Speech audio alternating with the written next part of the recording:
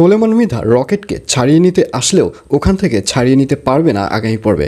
বিস্তারিত জানতে সম্পূর্ণ ভিডিওটি দেখতে থাকুন। আসসালামু আলাইকুম প্রিয় দর্শক, সবার কি অবস্থা? হাজির হয়ে গেলাম দীপ্ত টিভির নিবেদিত বকুলপুর সিজন 2 এর 749তম পর্বে। কী সব ঘটতে চলছে তার অগ্রিম খবর নিয়ে।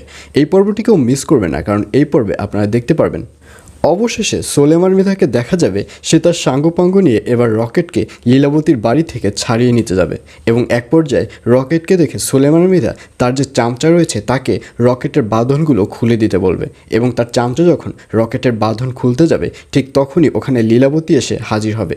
আর লীলাবতী একা আসবে না, লীলাবতী একটা বিশাল আকারের দা নিয়ে আসবে।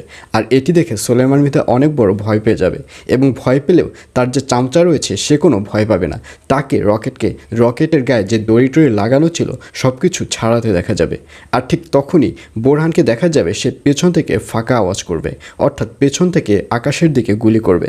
আর এটি শুনে লীলাবতী সহ সোলেমান মৃধা সবাই অনেক বেশি ভয় পেয়ে যাবে এবং এক পর্যায়ে ওখানে বোরহান এসে বলবে, আমি এখানে উপস্থিত থাকতে দেখি কার বাপের বেটা এসে রকেটকে এখান থেকে ছাড়িয়ে নিয়ে যায়।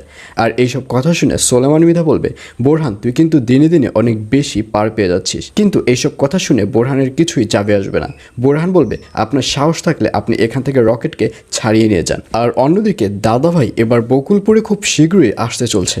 আর এর জন্য দিবাকে দেখা যাবে সে বকুলপুরের সবাইকে এই নিউজটি বলে বেড়াবে এবং সবাইকে বলবে কেউ যেন দাদাভাইয়ের দলে কাজ না করে। দাদাভাইয়ের দলে যখন লোক বেশি অ্যাটেন্ড হবে না তখন দাদাভাই এক পর্যায়ে নিজ থেকেই এই গ্রাম থেকে চলে যাবে। আর এর জন্যই লীলাবতীকে দেখা যাবে সে সাত্তার সাহেবকে দিয়ে শুরু করবে। সে সাত্তার সাহেবকে রিকোয়েস্ট করবে কোনোভাবেই যেন দাদাভাইয়ের দলে না ঢুকে। আর অন্যদিকে রইল সোলেমান মৃধা, আর সোলেমান মৃধার দলেও যেন কোনোভাবেই এই সাত্তার সাহেব না ঢুকে। আর এসব কথা শুনে সাত্তার সাহেব বলবে, জি তুমি যেটা বলছো আমি সেটাই শুনবো, আমি কারোর দলই ঢুকবো না। এইসব প্রতিশ্রুতি দিতে দেখা যাবে সাত্তারকে।